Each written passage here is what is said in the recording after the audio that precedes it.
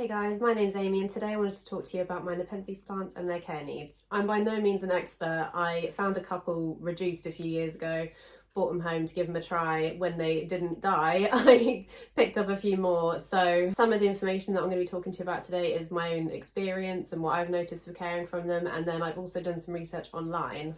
I've got a few notes here. I think this was from the carnivorousplantnursery.com. So at some points I might be reading from this because I'm on day 5 of COVID. I feel fine, I feel better, but I'm not retaining anything at the moment. So I can't remember what I've researched. So hopefully that's okay, hopefully you don't mind.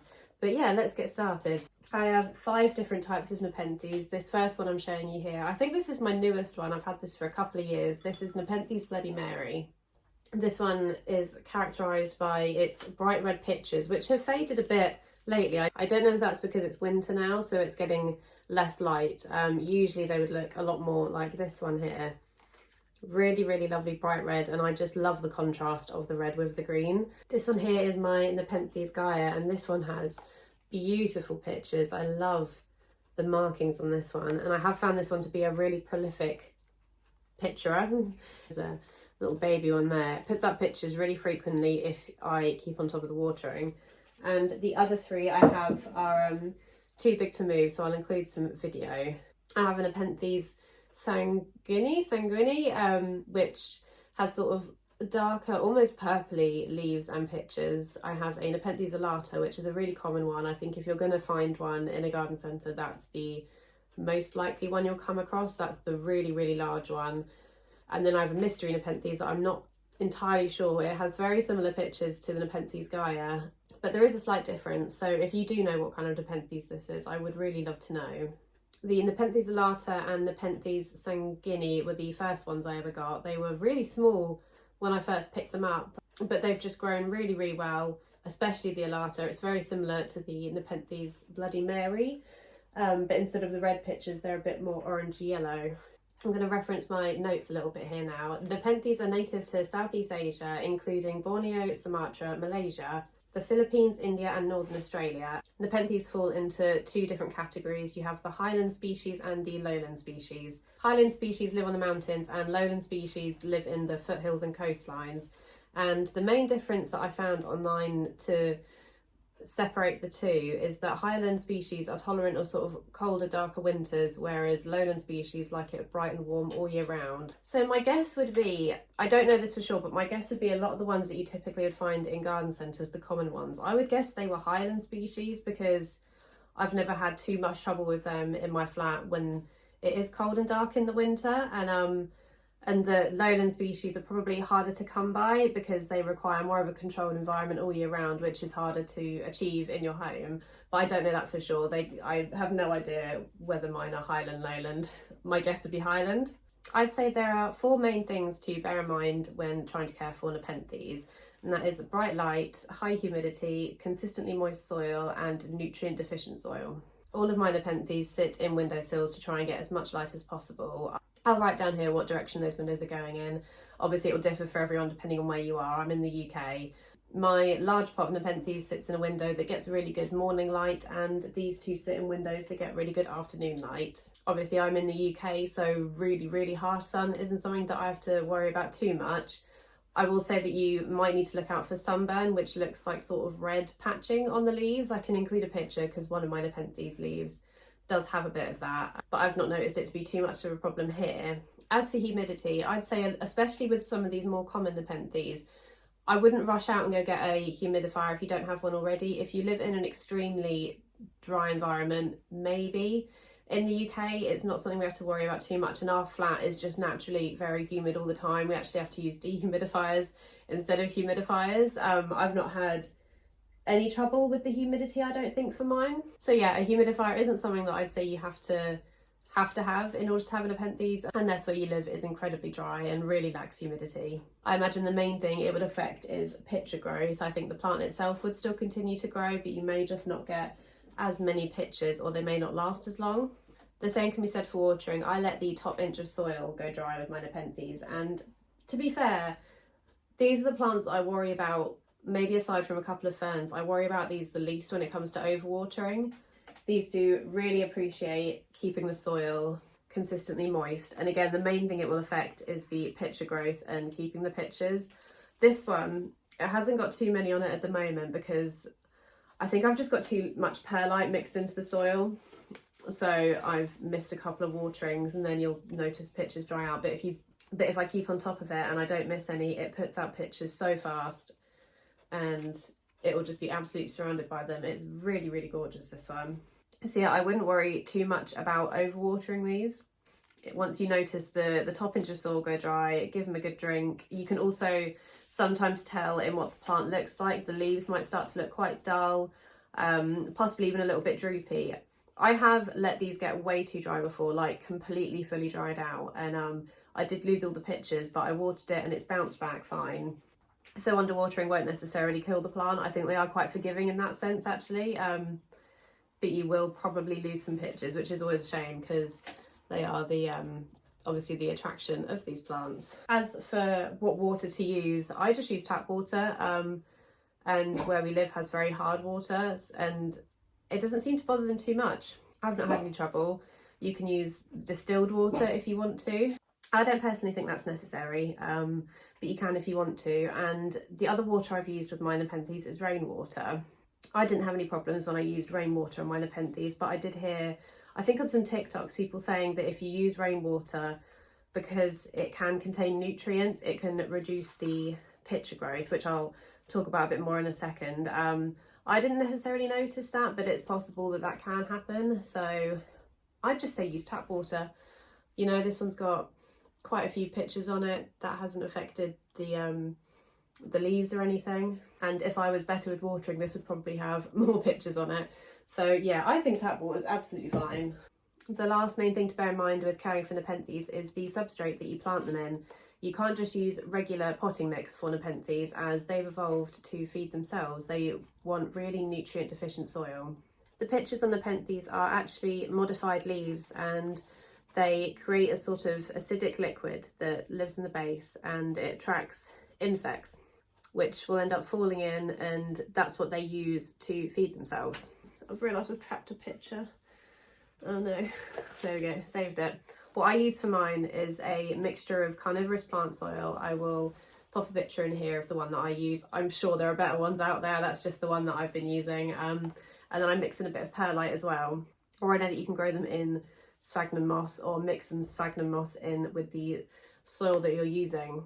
And all of that is designed to mimic the conditions from where they come from, very nutrient deficient, which encourages the pitcher growth so that they catch their own food. And so as well, that also means you should never fertilise the soil of your Nepenthes.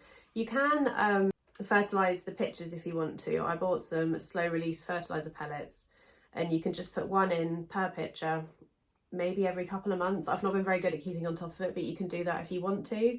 Unfortunately, I can't tell you if it's made too much of a difference for my plants, but there's no harm giving it a try. You can buy like freeze-dried insects if you want to. I've not done that, but you can, because obviously in our homes there's not as many insects as where they are out in the wild. The one thing not to do is to put human food, like meat or anything, in the pitchers. That goes for all carnivorous plants. That will just rot and kill the plant and kill the pitcher.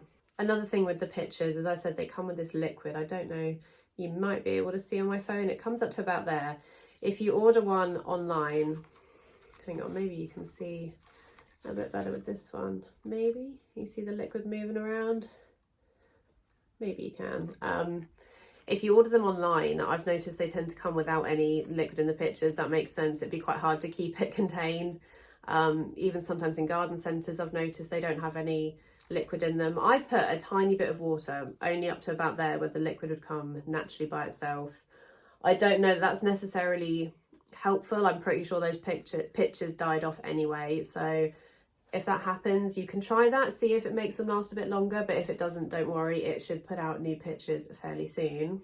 Another tip I've heard, and it's not something that I've done, but it wouldn't do any harm to try it, is that by misting the ends of the new baby pitchers, like this one, that may encourage them to grow and actually form into pitchers, because not every one does. You can see that's a lower leaf, it's a bit older, but it hasn't formed into a full pitcher like this. So yeah, maybe wetting the ends of those pitchers might encourage it. Again, not something that I've tried enough to be able to tell you whether it works, but it's a tip that I've heard.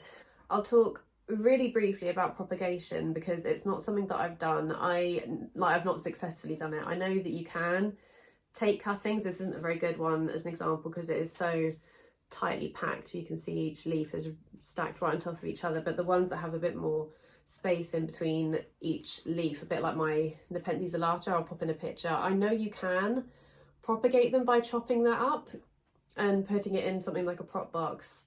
I haven't tried that method. I tried dividing off a little pup that didn't have any roots and propagating that in a prop box, and that didn't do anything. That did just rot.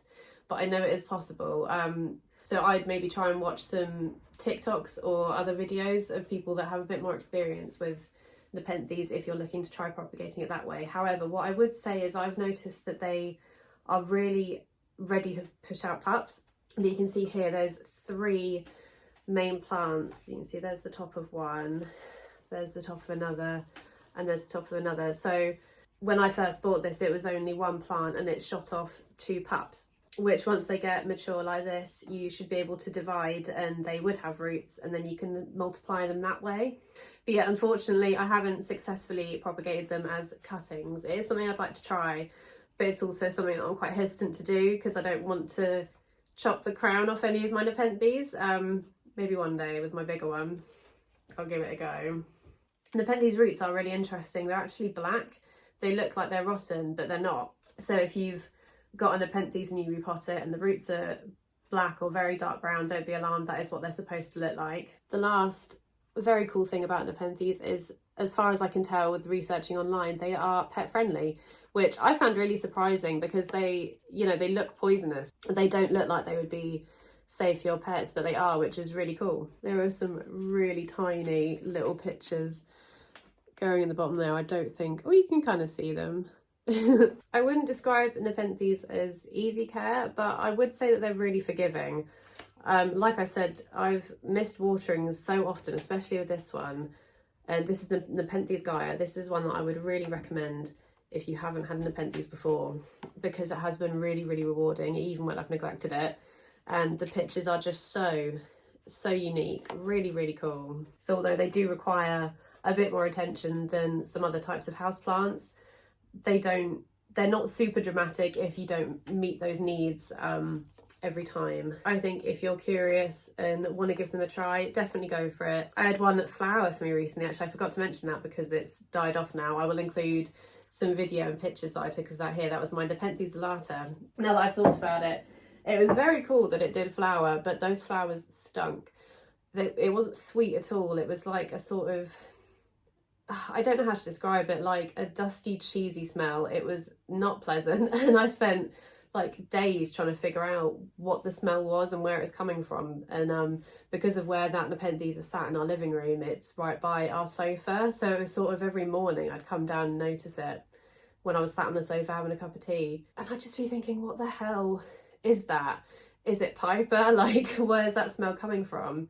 And then I realised, oh yeah, the Nepenthes are flowered. I wonder if it's that. Really, really unpleasant. And I was really tempted to chop them off, but I left it. And after a couple weeks, they stopped smelling as much. But the flowers did last for a really long time after that. I've only just chopped them off. I've seen online that you can tell based on the flowers whether your Nepenthes is male or female. I might do some more research into that now and compare it to the pictures that I took and see if I can figure it out for myself, because I don't know right now. If I find out if it's a male or a female, I'll write it down here. But it was really exciting to see it flower. That hasn't happened with any of my other Nepenthes before. Thank you very much for watching this video. I really hope you enjoyed it. I think I covered all the points I meant to, but if you have any questions, please leave them in the comments and I will respond to them. If this video is a bit rambly or I'm not making the most sense, I'm really sorry. I'm just not fully back to myself yet, but hopefully I made sense. And I really recommend giving Nepenthes a try. They are really cool plants, so unique, and although they do require a little bit more thought than some other houseplants, they are really rewarding. Please like this video and subscribe if you'd like to see more, and if you'd like to find me elsewhere, I'm Amy's Greenish Thumb on Instagram and TikTok, and I'll see you next time. Bye!